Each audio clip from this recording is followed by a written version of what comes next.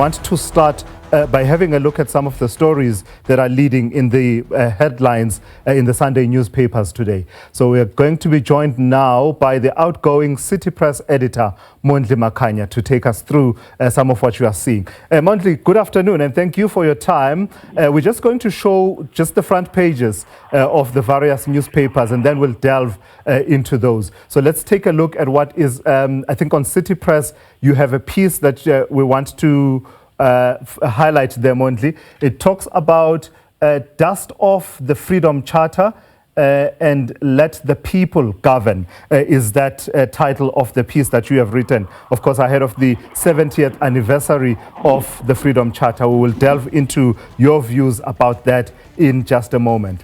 Let's look at the front page of the Sunday Times now. What we see there is a story that has to do with the Sunday Tribune, actually, is what we'll show you next. As it comes up, there's the headline there.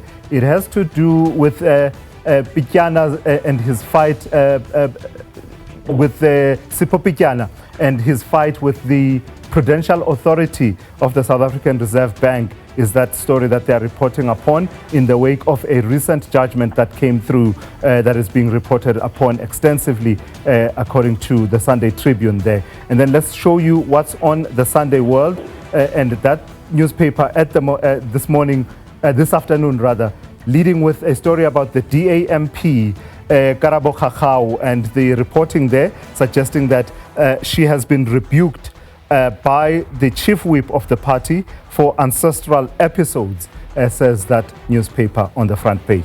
And then lastly, then let's get to Sunday Times and show you what's on the front page of that paper. And the story leading there is about the Minister of Higher Education, Nomvula Nkabane, and her deepening problems and some of the criticisms leveled at her by people such as Professor Malikhaburu Makhoba. It seems that according to that headline, Minister's Sita woes deepen. So let's dial it back then and connect with Mondli Makhanya. Mondli, good afternoon. It is absolutely great to have you with us.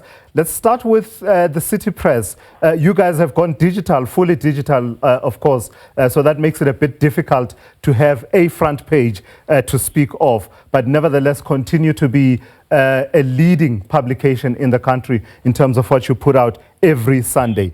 Tell me about this piece that you've put together that is on City Press today. It's about the Freedom Charter. We are headed to the 70th anniversary of the Freedom Charter this coming week. What's the main point you were trying to bring out in that piece?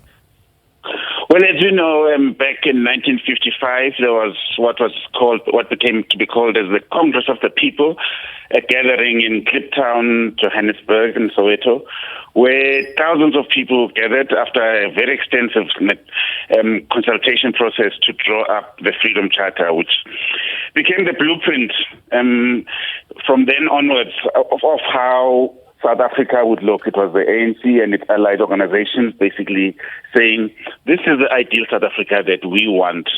And as we know, kind of like there were many things there, like South Africa belongs to all who live in it, let the people govern, everyone must have access to education, health, etc., etc.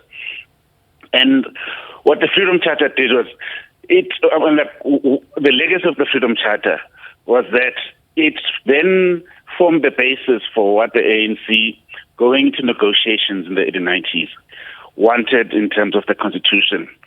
So what you see in the Constitution of South Africa today is essentially the Freedom Charter. The kernel of our Constitution is the Freedom Charter. And so what I'm saying in the piece that I'm arguing today is that we've lost a bit of our way there in terms of what the ideals of the Freedom Charter were. And that I'm saying that let's revisit the Freedom Charter, let's dust it off, and go back to those principles of the Freedom Charter. And as we go into this, the national dialogue that the President has proposed, and which will be starting to take place later this year, let's use the Freedom Charter as the basis for how South Africa should relook itself right now and take stock of what it is. Are we still true to the vision of 1955 or not? And find our way forward in terms of kind of like that's Yeah. because the Freedom Charter was really our soul during the struggle. Yeah. I liked how you tracked the history of the Freedom Charter, Mondli, and talked to the contentions and the debates about its ideological content and leaning being pulled in one direction by those who saw it as a socialist document and the black consciousness strand of things and Pan-Africanism, all of those debates and how you track it over the decades. But the piece that I would want you to talk to a little bit more is about an active citizenry. I think further down in the piece, you talk about the role that an active citizenry has played as characterized by that Congress of the People in 1955. And is that what you're calling for, that we need to put the citizens back at the heart of power in this country? Exactly, yes. So during the days of struggle, people formed organizations. There were organizations on the ground. People did things for themselves. There were self-help organizations. People struggled for services, but people actually took things in their own hands and did things. Like there were things called the organs of people's power, and people felt empowered. Then came 1990, the ANC came back into the country, and a lot of those organizations were dissolved, and because then they became, the ANC kind of like took the leading role, kind of like they centralized power. But even worse, in 1994, the ANC takes power and kind of like democracy happens. And then this culture develops that Pretoria will do everything for us. So people basically lost agency. They lost their ability to do things for themselves. They did not have ownership of the state, essentially, of the government. So the government was like the government was external to them. The state was external to them, which is why you see often when there are protests, people go and burn public property. They burn schools, they burn clinics, they burn things as if like it's not theirs. So what I'm saying is that let's take back that thing. Let people actually be active citizens. Let people actually govern themselves. Let people co-govern with the government, and let the people have that ownership of their own destiny, which is something that unfortunately in South Africa we've lost. It's a top-down thing. Government will do this for you. Pretoria will do this for you. And if Pretoria doesn't do it for you, then you become basically you're a recipient of the largesse of the state rather than an active member of the South African society. Yeah. All right, Mondli, I look forward to, towards the end of this conversation, reflecting a little bit on your career as an editor, because it is, of course, coming towards the end. Your tenure within City Press is coming to an end as you prepare for your exit. But for now, let's move on to this. Let's show the Sunday Times newspaper. And what's on the front page there, it talks about Minister Nomvula Nkabane, and the headline says, Minister's SITA woes deepen. That's a story that's been brewing for quite some time, Mondli, and I get a sense that we are at a point where it's almost as if to say, over to you, Mr. President. You've heard what you've heard in terms of the stories that just don't match, don't sit well together. Over to you. What's it going to be? What did you make of that story? It's a very sad thing in that there's, the ANC, they keep talking about this thing. After the what is called the 9 wasted years, after the Zuma years, the ANC keeps talking about renewal. We're taking a new direction. But ANC's ministers keep getting caught doing wrong things regardless. Even now, kind of like in the GNU, the ANC suffered a very terrible loss in the 2024 elections. Seems like lessons have not been learned. The ANC still does the same thing. So in this particular case, this minister was caught basically exercising what became known as cadre deployment, and just putting ANC cadres in key positions to chair the seaters, which, as we all know, kind of like the seaters are very, very well resourced, and it was basically saying that like ANC, we must control this. Seaters are worth about 20 billion rands in all, and essentially what was happening here was to make the seaters a kitty for the ANC. I mean, like that's the objective. And she was caught out in doing that, so she went back, and she was forced by public opinion, by opposition, by other parties, opposition parties, to go back to the drawing board and reverse those appointments. But now, as the Sun Times reports today, that it seems that again she ignored a huge story of huge allegations of tender irregularities at one of the key seaters, and she knew about it, but because again, I mean, like it's a comradely thing, she looked the other way, and I mean, like a prominent person such as Professor Malkhapuru is adding his voice now to people saying that, look, go. I mean, like the president actually has to act. But the president is always so slow to act. We know that there was other allegations against other ministers, and the most recent one being Thembisi Melane, and he took a long time to act against her. But in acting against her, he didn't actually act against her. He just moved her to a portfolio. And in this particular case, he will probably act in the short-term future, but only after a long outcry from the public. There is no proactive movement from his side. Yeah, no, there is a sense, Mondli, that this is getting quite complicated, especially after Advocate Terry Mutau, whose name was put out into the public as having chaired that panel of advisors that was said to be independent, but in the end turned out to be officials within the department. Advocate Mutau then saying that I just didn't. I was not part of that process, and the minister knew this as she made that announcement. That complicates things for him. Yes, and the thing about that is that she actually lied to Parliament, and in saying that this was the panel that put this, that appointed these seater chairs. And so a lie to Parliament is very, very, very extremely serious. Because you take an oath of office. Yeah, and she's a parliamentarian. Yeah, Mondli, I've got to apologize. There's something, a pressing matter that I need to attend to. If you don't mind, can I ask you to just stay on hold for me for about a few minutes, and then I'll come back to you. I do apologize for that. The logistics of this particular story require that we do it at this particular point. So I'll go back to Mondli Makhanya in a moment. Let's go back to Mondli Makhanya with the conversation. Mondli, apologies for that. I was explaining just, the logistics of this space required that we should do that.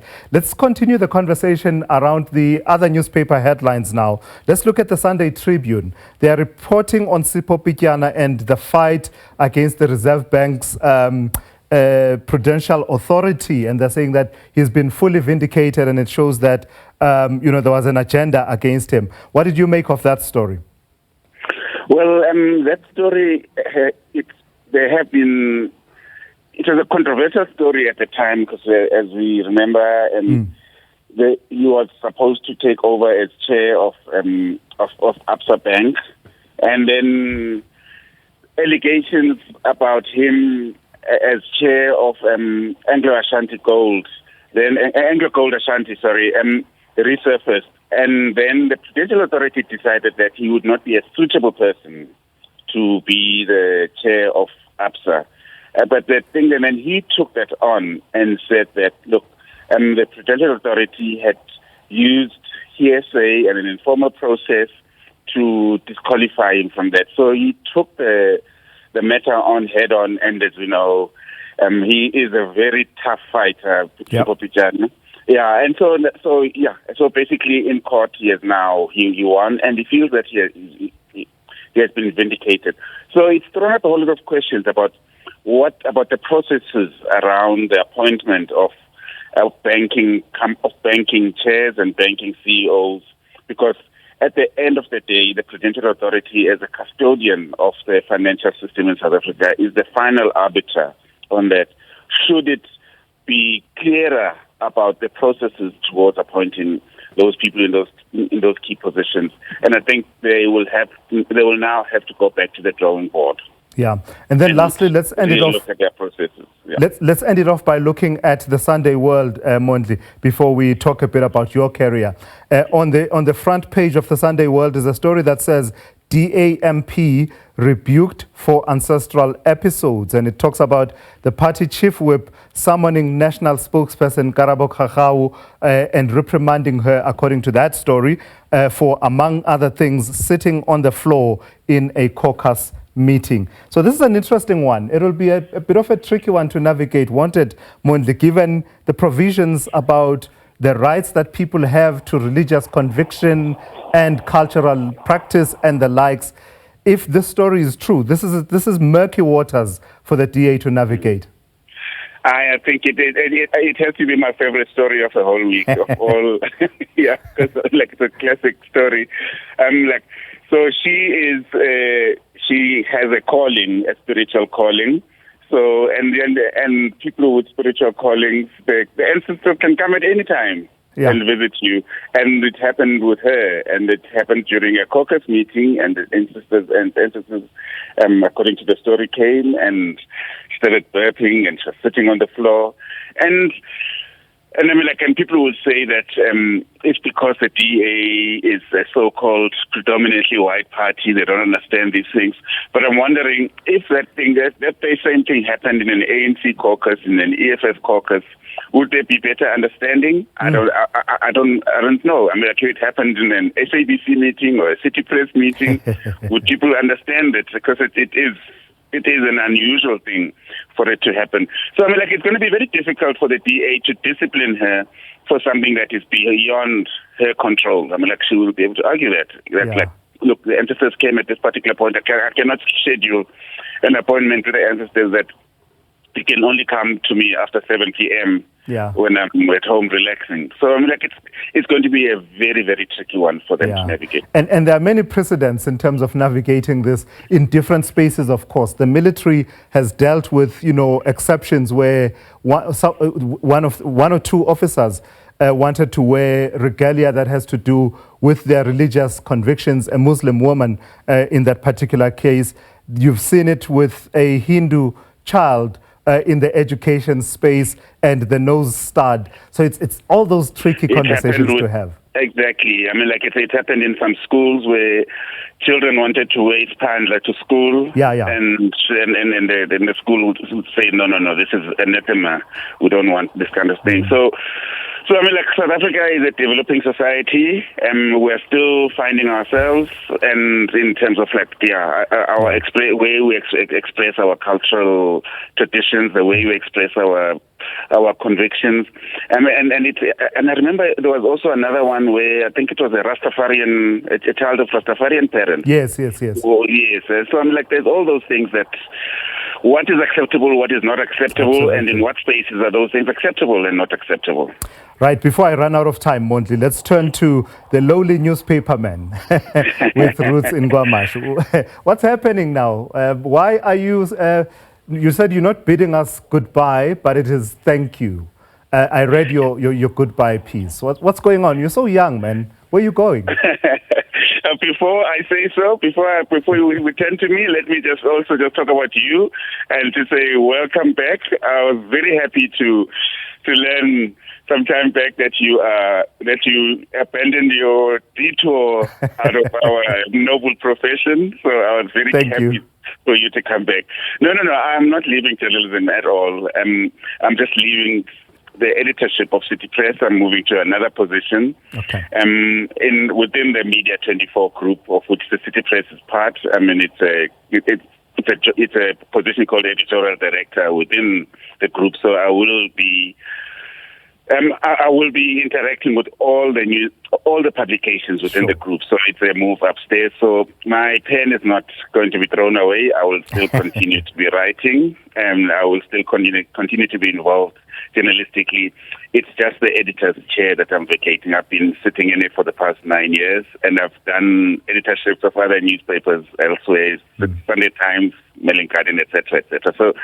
So look, I mean, I'm very sad about the fact that I will no longer be in the front line of editing a newspaper, but I'm also excited the fact that I will be have a broader scope and be able to guide other people who will be Tulasis with Melanes and Mondli Makhanyas of the future. Yeah, absolutely. No, that's good to hear, Mondli. So more responsibility for you then in terms of more input in how the group as a whole conducts the journalism that it does. But just quickly reflect for me your tenure as City Press editor. I read your, as I say, I read your piece in which you were announcing this news, and I liked how you framed it along the lines of you sitting in the chair that Pesi Koboza used to sit in. Tell me what the highlights have been in that in Koboza's chair.